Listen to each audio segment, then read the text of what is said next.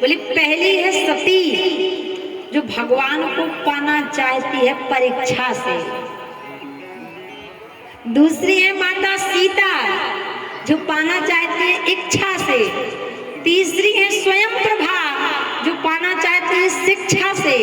चौथी है सूर्पनखा, जो पाना चाहती है समीक्षा से।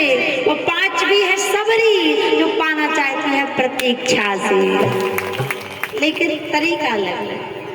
लेकिन भगवान कभी देखो, पांचों का नाम एक जैसा है, सा से आ रहा है, पांचों पा रही है भगवान। लेकिन भगवान ना परीक्षा से प्राप्त होता है, ना इच्छा से प्राप्त होता है, ना समीक्षा से प्राप्त होता है, ना शिक्षा से प्राप्त होता है। परमात्मा प्राप्त होता है तो केवल और केवल प्रतीक्षा से। सबरी ने की ना प्रतीक्षा, बोल कागा बोल मेरे राम कब आएंगे, तो दुखिया की झोपड़ी के भाग खुल जाएंगे। सबरी ने प्रतीक्षा करी तो भगवान को आना पड़ा। तो आना बस नहीं पड़ा, भगवान सबरी के प्रेम में विवल होकर आए और यहाँ तक कि सबरी के जूठे बेर भी खाए।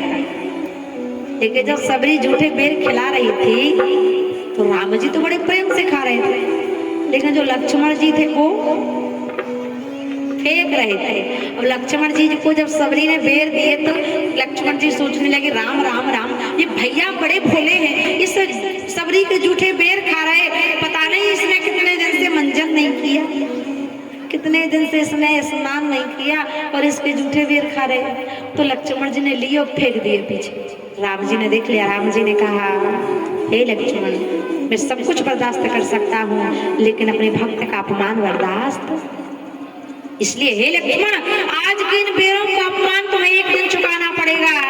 जब लक्ष्मण जी मूर्छित होकर गिर पड़े, मेघनाद ने वीर घातनी का प्रयोग किया, लक्ष्मण जी धराशायी हो गए। तो जब हनुमान जी महाराज सजीवन बूटी लेकर आए तो वो सजीवन बूटी किसी और चीज की नहीं थी, वो बेर की ही बनी हुई थी। और जब तक उन बेरों की बूटी को नहीं खाया लक्ष्मण जी उठ भी नहीं पाए।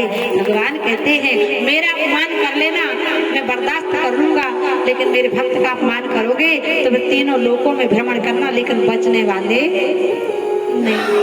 इसलिए भक्त का अपमान कभी मत करना। भगवान ने कहा जाओ सती परीक्षा ले आओ। सती जी ने कहा ठीक है। आज सती जी चली परीक्षा लेने, लेकिन सज्जनों देख लेना हम नकल कितनी कर लें, लेकिन नकल कभी अकल की बराबरी करने वाली। अब सती जी भगवान की परीक्षा लेने गई। परीक्षा कैसे ली?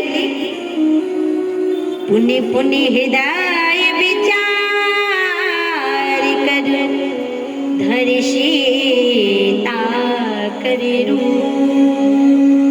विचार करते करते करते कि जिनको मेरे भगवान भोलेनाथ ने प्रणाम किया वो भगवान है कि नहीं, तो उन भगवान की पत्नी का ही रूप बना लिया जिसके लिए वो लीला कर रहे थे। सीता माता का रूप बनाकर बैठ गई।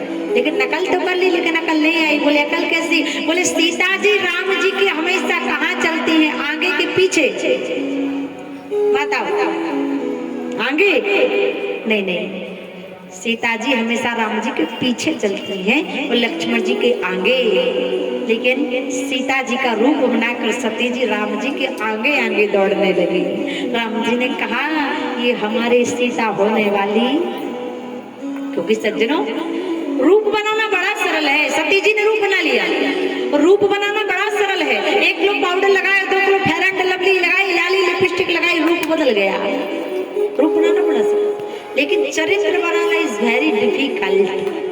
चरित्र न किसी साबुन से बनता है, न किसी शैम्पू से बनता है।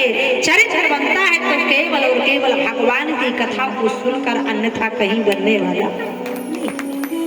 सती जी ने रूप तो बना लिया और कहते भगवान को आपकी बाहरी सुंदरता प्रिय नहीं है कि आप बाहर से कितने सुंदर कपड़े पहने हो, बाहर से कितनी सुंदर आपकी चमड़ी है, बाहर से आप कितने सुंदर लग रहे हो। भगवान को इससे कोई मतलब ही नहीं है। भगवान देखते क्या है? बोले रूप सुंदर चलन भी सुंदर है, देह काया बदन भी सुंदर है, पर सार्थक है उसी की सुंदरता जिसका अंतःकरण भी सुंदर है। नीर से सीख लो तरल होना, पीक से सीख लो कमल होना, पर बड़ा कठिन है इस दुनिया में आदमी के लिए सरल होना। आज भगवान ने कहा जाइए परीक्षा लेने।